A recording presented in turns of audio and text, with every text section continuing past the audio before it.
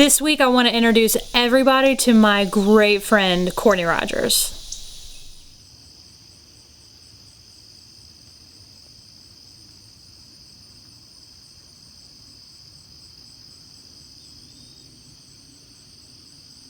So last year, Courtenay ran for office, which was an incredible experience for not only her, but really everyone around her. Her 9-year-old daughter, her family, her friends. It was a really, really incredible experience. Courtenay ran for the state legislature in Tennessee for a seat that has been read for probably a generation, maybe even longer. And she said, this is something I want to do. She just wanted to make her community better. It was one of the most admirable things I've ever witnessed. It was incredible to see. She handled herself with such grace and dignity. She knew what she was talking about. She cared about her community. And it's a story that I want to share with everyone because I feel like it's important for women to see other women take on such amazingly difficult challenges with grace and dignity and respect and knowledge and confidence. And that's something that Courtenay exudes in spades. So I wanted to introduce everyone to her, and I wanted her to tell her story about running for office and what it means, what representation means for women today. The thing that I want to have a conversation about is representation and women running for office. Okay. Do you remember the moment when you decided you want to run for office? All right, so I had been asked to run on a Tuesday night. Lisa Quigley, who is the chief of staff to Congressman Cooper, followed me on Twitter, DM'd me on Twitter and said, hey, you don't know me, but I'd like to talk to you. Can I call you? So I looked at her bio. I'm like, who is this woman?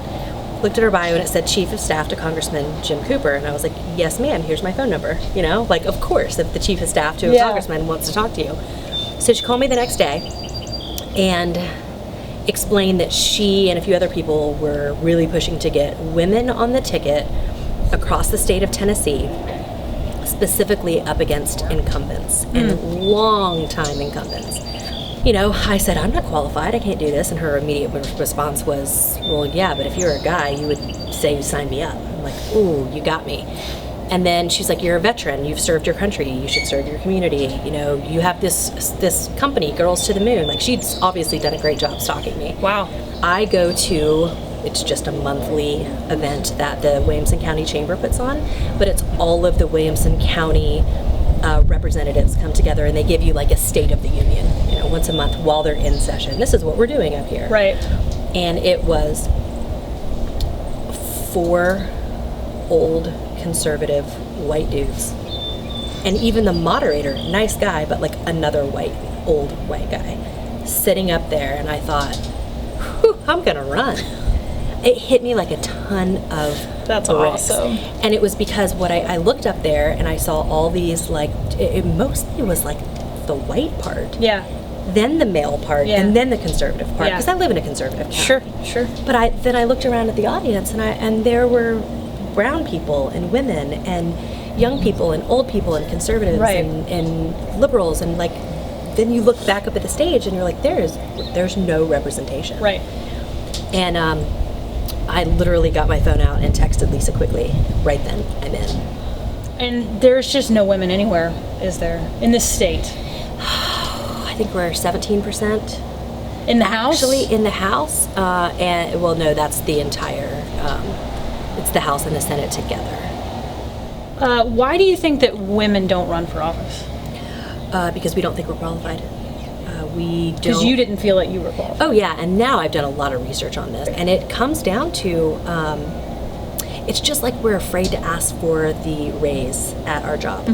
It's just like we're afraid to ask our partner in life to do something that's maybe out of our comfort zone.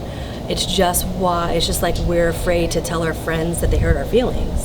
Yeah. I mean, really, like No, we're it's so true. worried about other people. We're raising our kids. You know, that was my immediate thought was there's no way I can do this. I'm a mom. I'm a single mom. Right.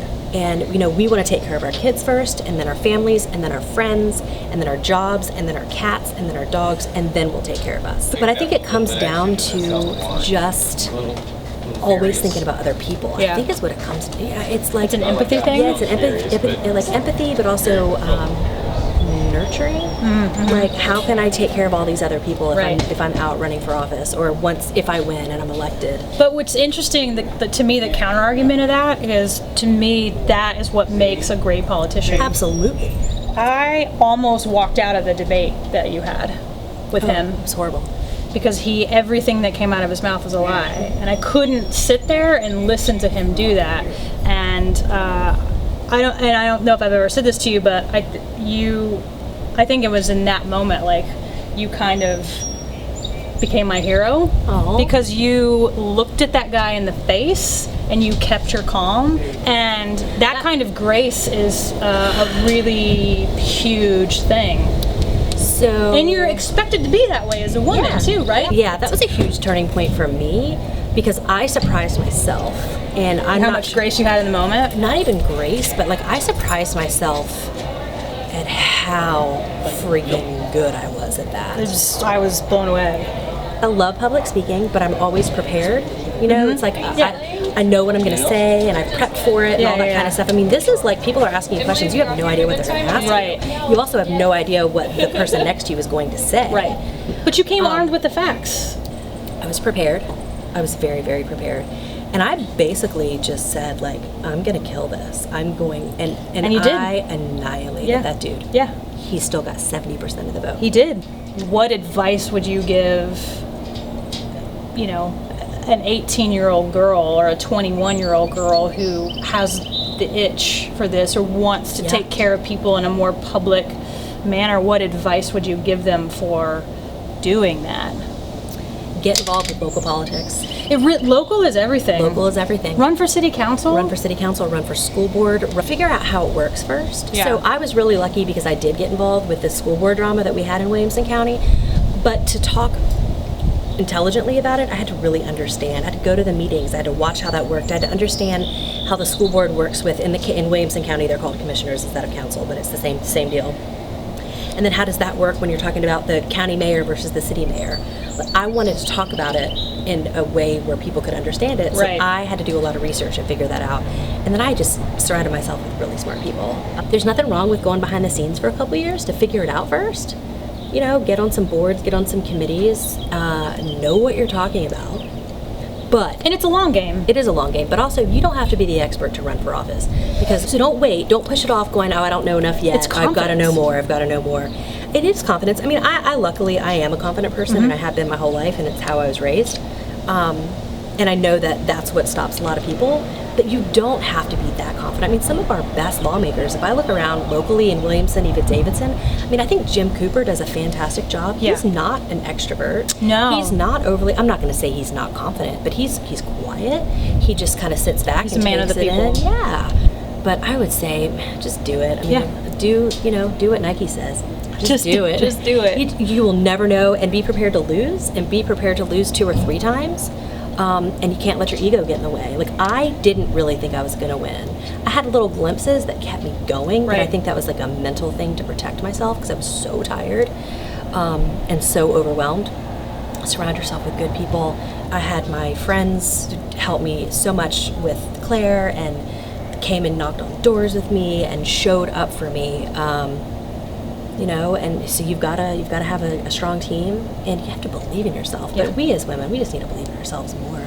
Do you believe in yourself more now after you ran for office? I already believed in myself.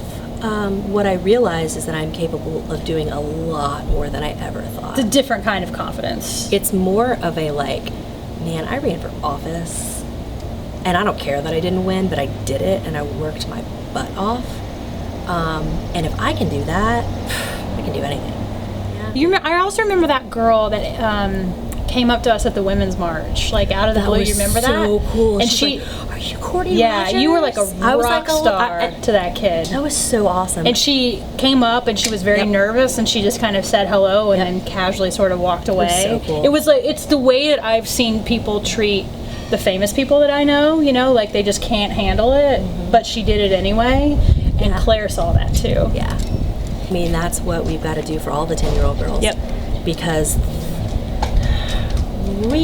I don't think our generation can save the world. It's kind of... But I do believe theirs can. Their generation can save the world. Yeah, I do believe that. Yep, I truly believe that the Lilies and the Sarahs and the Abbies and the Claires are going to change the world. I think that's a good note to leave it on. Yeah. Cheers. Cheers. To my empty glass. So after that debate, I took your daughter out for ice cream. And I asked her, Claire was 8 at the time. I asked her, I said, Claire, what was your favorite part of tonight? And she said, when it was over. She's so good.